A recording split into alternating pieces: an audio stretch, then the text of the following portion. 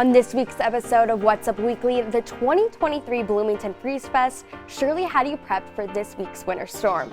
We'll have all those highlights. And the star of a popular sitcom was on campus for a Q&A with students. We'll tell you what he said. What's Up Weekly starts now.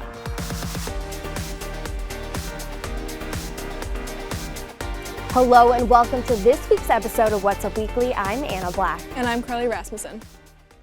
We already know it's award season this winter, and what better way to kick off this week's show than with, of course, some Oscar nominations. That's right, Anna. The biggest standout film for this year's Oscars is Everything Everywhere All at Once, with 11 nominations for the 95th Academy Awards. Closely behind are All Quiet on the Western Front and The Banshees of Inisherin, which both scored 9 nominations. All three are up for Best Picture alongside Avatar: The Way of Water and Top Gun: Maverick, which are both of the 2 highest grossing films of the entire year. And of course, we have to mention Elvis is also in the running for Best Picture with The Fabelmans, Tar, Women Talking, and Triangle of Sadness. Other nominations include Best Director, Best Lead Actor, Best Lead Actress, Best Adapted Screenplay, and much more. The award ceremony will be held on March 12th at the Dolby Theater in Hollywood. Anna, I cannot wait to see which films come out on top this year. I personally was a huge fan of Avatar: A Way of Water, so it'll be interesting to see, who's coming out with the win. Oh, Carly, there were just so many good films this year, and I'm rooting for Top Gun, so we'll have to see. And award season isn't the only time of the year right now. Winter and cold temperatures this January can be frustrating for many, but a local event over the weekend tried to make it a little bit brighter. Oh my gosh. The city of Bloomington created its own Midwestern Winter Wonderland Saturday. Winter Palooza kicked off at Switchyard Park, welcoming families from around the community. It included interactive winter-themed activities like arts and crafts, scavenger hunts, and more. Some parents say it was a great way for kids to get out and have fun in a safe environment. I'm just really grateful for a city who thinks about families and who provides opportunities for kids to experience and explore and socialize in a safe environment. Kids were able to build snowman blocks, compete in obstacle courses, and make sand sculptures. I thought it would be amazing to see the ice sculptures and let my kiddo interact in a way that was in a space that could give them sensory relief if they needed it. A volunteer for the event says they were happy to see such a big turnout. Thought it was really good and fun to get out to do fun activities like arts and crafts that you might not be able to get a chance to do at home or maybe at school. So a fun community environment. To learn more about upcoming family-friendly events in the community, you can visit bloomington.com. An actor in one of the most iconic sitcoms made their way to Bloomington on Monday. Union Board presented a special edition of Inside the Industry featuring The Office cast member Leslie David Baker, who played Stanley Hudson alongside Steve Carell and John Krasinski. Baker talked about many topics, including how he got his start, tips for aspiring actors, and some of his favorite moments from The Office. He said his favorite episode was when Dwight slid him down the stairs in bubble wrap. A new year means, of course, new resolutions, and one is taking the internet by storm. Many young adults are participating in Dry January, a sober period for the whole month at the beginning of the new year. There are numerous health benefits to this trend, like weight loss, boost in energy, and better rest. But on a college campus where binge drinking is dangerously the norm, are students really partaking in this trend? Well, we found one senior who is, and this is what she told us. It's a test of strength, really. Everyone has those New Year's resolutions, and I knew it wasn't likely for me to hit the gym every day, so I thought I would make small things, and so Dry January was the first one. If you or someone you know is suffering from substance abuse issues, reach out to the Substance Use and Intervention Services right here on campus. And you know what they say, new year, new me. And as thousands are hitting the gym this year, Grace Morocco tells us if the Student Recreational Sports Center is seeing people stick with their resolutions. For many students, a new year means heading to the gym. The Student Recreational Sports Center knows a thing or two about New Year's resolutions. We absolutely see an increase in participation at the start of both semesters in fall and spring, but of course with January, people are thinking more about their health and wellness. The weather's not good outside, so a lot of people are looking for indoor opportunities to be healthy and active. Compared to the last weeks of the fall semester, student participation at the SRSC has increased 38% during January, meaning that 5,100 students are visiting every day.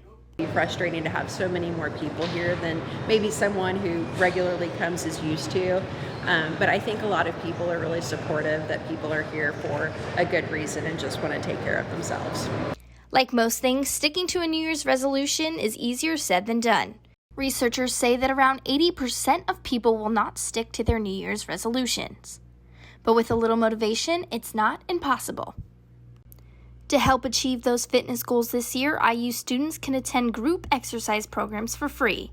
The class schedules can be viewed on the SRSC website or their app. And it's really good for beginners who maybe are new to fitness or aren't sure where to start because you have a leader who is guiding you through the entire class. To attend group exercise classes, all you need is a Crimson card. Reporting for What's Up Weekly, I'm Grace Morocco.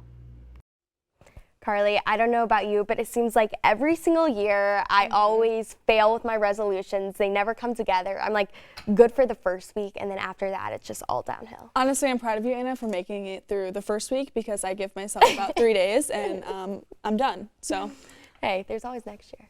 Exactly, right? Still to come on What's Up Weekly, Austin Rubin is back for the first Bloomington Brief of the semester. And we'll have the latest trending topics, including the latest baby celebrity names, and Buffalo safety Damar Hamlin makes his first return to Buffalo. Stay with us.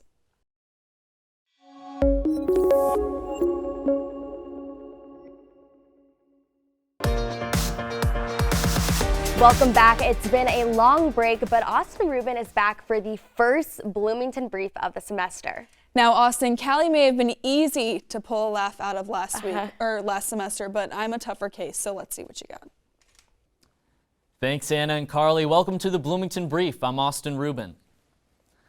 The Bloomington music label Secretly Canadian is planning a massive expansion, while their rival label Secretly Russian is currently in FBI custody. A pilot in training crashed onto a highway northwest of Houston, causing the aircraft to catch fire. Said Spirit Airlines, "You're hired." An Ohio Chihuahua is officially the world's oldest dog at 23 years old. The dog celebrated its accomplishment by foaming at the mouth and pooping on the carpet. I forgot about this one. Scientists say Earth detected radio signals from a galaxy 9 billion light years away. Yet somehow no girl on this planet seems to be receiving my "you up" texts. And that's this week briefed. Anna and Carly, back over to you. Now, the only text I'm responding to that late is my pizza X. I will do anything for those breadsticks and some ranch. So anything. I totally agree. Well, thanks, Austin. And now let's get into this week's trending topics. It's been nearly 2 weeks since the only child of iconic singer Elvis passed away. On Sunday, the public gathered for Lisa Marie Presley's memorial service at Graceland. Many people visited the Memphis mansion to pay their respects. Attendees were urged to donate to the Elvis Presley Charitable Foundation in lieu of flowers or gifts. Elvis Charity helps kids in Memphis access education, arts, and other services. Following a procession to Graceland, Lisa Marie's body was buried next to her son Benjamin and her dad. The service also included a poem reading from her mom, Priscilla Presley. Singers Alanis Morissette and Axl Rose also paid their respects through their performances of November Rain and Rest. Over 1,000 people came to celebrate her life and see her above-ground grave in the estate's meditation garden. Buffalo Bills safety Damar Hamlin returned to the stadium this weekend. This is Hamlin's first return in 3 weeks since being rushed to the hospital after suffering cardiac arrest on the field. Hamlin was able to watch and cheer on his teammates at Highmark Stadium as he continues on his recovery journey. Buffalo Bills tweeted, "We're so glad you're here at Hamlin Island." And I know the Bills Mafia is glad to see him back following such an outpouring of love and best wishes following the injury. Yeah, I mean, that he survived that and is there in the stadium is like gives me chills. It's exactly. Amazing. And baby fever is booming. Celebrities have taken to social media to post news about pregnancies, deliveries, and even names. On January 13th, Hollywood powerhouse couple John Legend and Chrissy Teigen welcomed a baby girl. Tegan made it Insta official last week, captioning it, quote, "She's here. SD Maxine Stevens, the house is bustling and our family could not be happier," end quote. Stevens is Legend's legal last name. Tegan recently opened up about her miscarriage back in 2020. Now they have SD Maxine bringing the family to 5, becoming a little sister to siblings Miles and Luna. The iconic duo has been married for almost 10 years. And we would also be missing if we didn't mention Kylie Jenner's iconic Instagram post over the weekend. After nearly a year, she finally revealed the name and some pics of her and rapper Travis Scott's son. They briefly named him Wolf, but now his official name is Air. I mean, do you like Air or Wolf better? Which one? Personally, for me, I probably wouldn't go with either, but I think Air would have to be my choice out of the two. I'm right there with you. Well, that's what's up this week. Tune in next week for more local and entertainment news. Be sure to follow us on Instagram and Twitter at iOS TV News. For What's Up Weekly, I'm Anna Black. And I'm Carly Rasmussen. Thanks for watching, and we'll see you next week.